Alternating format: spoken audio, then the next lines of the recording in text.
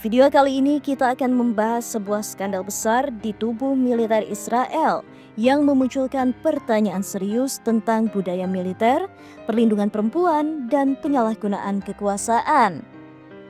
7 prajurit aktif IDF ditangkap karena dugaan kekerasan seksual, fisik, dan psikologis terhadap tentara wanita di markas militer tempat sistem pertahanan rudal canggih Arrow dioperasikan. Fakta-fakta di balik kasus ini sungguh mengejutkan dan memprihatinkan. Pada Selasa 8 Juli 2025, 7 prajurit aktif dari Angkatan Udara Israel ditangkap setelah penyelidikan internal mengungkap dugaan kekerasan berat terhadap tentara wanita. Kasus ini terungkap saat salah satu korban berani mengajukan laporan resmi kepada atasannya. Dari situ penyelidikan mulai membuka tabir kengerian yang terjadi secara sistematis di dalam markas militer. Dilaporkan oleh media Israel Ynet.news, para tersangka adalah personel yang bertugas di unit sistem pertahanan udara Arrow, sistem rudal yang sangat vital dalam menghadapi ancaman dari Iran.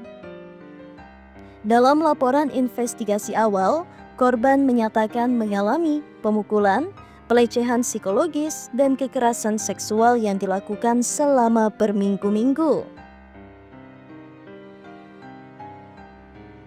Yang lebih mengejutkan, lebih dari 10 rekrutan baru menjadi korban, termasuk sesama tentara wanita Israel. Artinya ini bukan kasus tunggal, melainkan tindakan berantai dan kolektif. Ketika diperiksa, beberapa tersangka justru mengatakan mereka hanya bercanda. Bahkan ada yang mengklaim bahwa aksi dilakukan atas dasar suka sama suka. Namun, tuduhan ini ditepis oleh korban yang mengungkapkan ketakutan, tekanan mental, dan pelecehan sistematis yang mereka alami. Kasus ini semakin memperparah citra militer Israel karena terjadi di tengah perang melawan Iran saat sistem pertahanan Arrow menjadi ujung tombak dalam menangkis rudal balistik dari Teheran. Dengan situasi genting seperti itu, publik kini mempertanyakan bagaimana mungkin personel strategis justru melakukan pelanggaran berat saat negara dalam kondisi darurat. Apakah ada kelalaian dari komando atas dalam menjaga disiplin internal? Pihak polisi militer Israel pun menyatakan bahwa ada kemungkinan pelanggaran serius terjadi saat sistem pertahanan seharusnya beroperasi penuh. Sehari setelah penangkapan, para tersangka langsung dihadirkan ke pengadilan militer untuk sidang perpanjangan penahanan. Penyidik mengungkap bahwa proses penyiksaan dan pelecehan terhadap rekrutan baru telah berlangsung cukup lama, bahkan sebelum perang pecah. Kondisi ini memperkuat asumsi bahwa ada sistem yang membiarkan kekerasan tumbuh diam-diam. Tidak adanya saluran pengaduan yang aman untuk korban, dan budaya bisa karena senioritas yang dibiarkan berkembang.